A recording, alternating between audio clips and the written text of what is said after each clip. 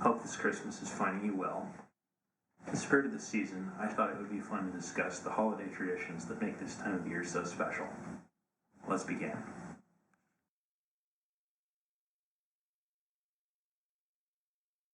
People like to celebrate Christmas in many different ways. A lot of these celebrations turn into traditions that occur year after year. For some of you, they might be obvious things, like going to a Christmas Eve service or reading the Christmas story out of the Gospel of Luke. For others, they might be less obvious things, like making peppermint waffles on Christmas Day or dumping snow on that lazy, still sleeping sibling. Whatever you do to celebrate, we all know that Christmas just can't happen until these traditions have been observed. For me, I'd say it's got to be decorating the house. Christmas just is not Christmas until I've put up the tree, hung up the garland, and tacked some lights on the outside of the building. I keep hoping every year somebody will give me a better ladder, but I really can't complain too much. I mean, after all, you don't get arms like these by not hanging off the side of the building for hours. Another great holiday tradition is the preparation of Christmas-themed food. Christmas is so closely associated with food for some people that you might say it helps keep the holiday tradition alive all year long.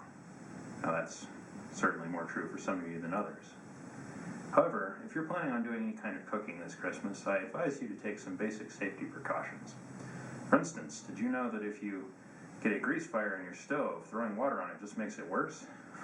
It's true. Apparently you need to use a Class B chemical fire extinguisher.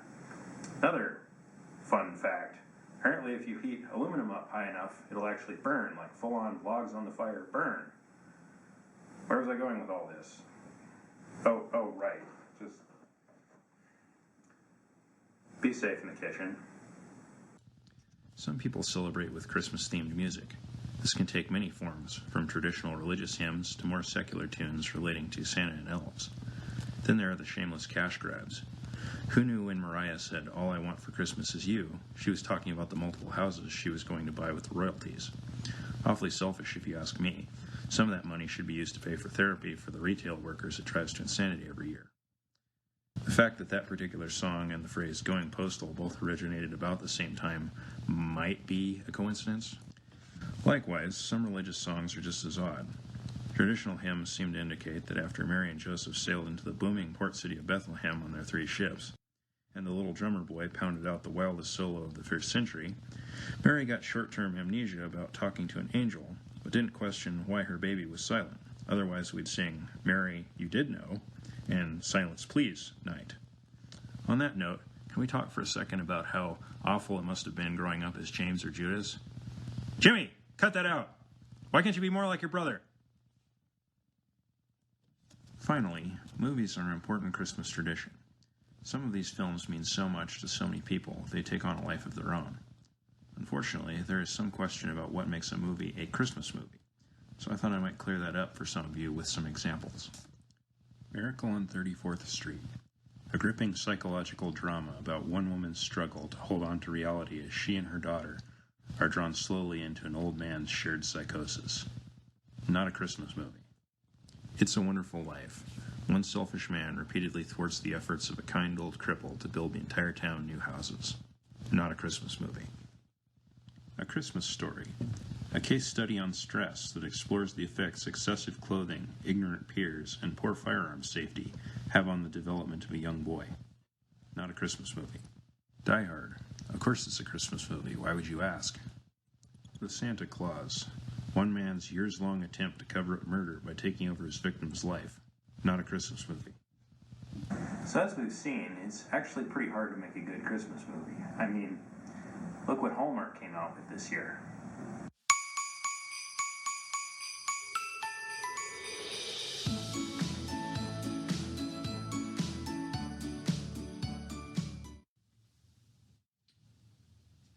Hey, Rachel.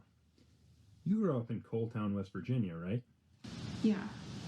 Oh, yeah. Actually, my parents still live there. They have a struggling horse farm.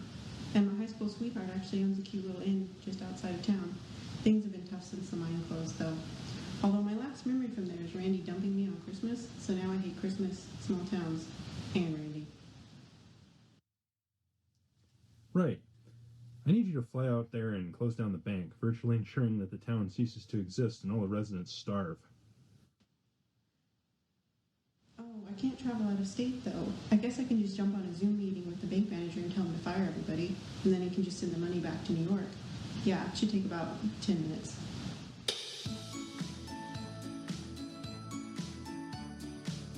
Well, I guess that's it.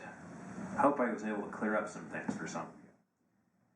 No matter how you celebrate this year, I want everyone to take a moment to remember why and who we're celebrating. Merry Christmas to all of you, and happy birthday, Jesus.